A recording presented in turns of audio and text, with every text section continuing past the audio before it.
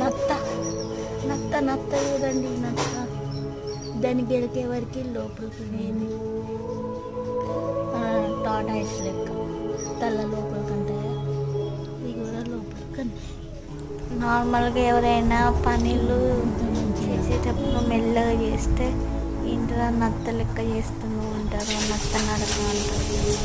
అప్పుడు ఇట్లా పోతుంది నత్త నత్త. ఇప్పుడు వర్షం పడుతుంది కదా, అన్నీ బయటకు వస్తున్నాయి అన్నమాట.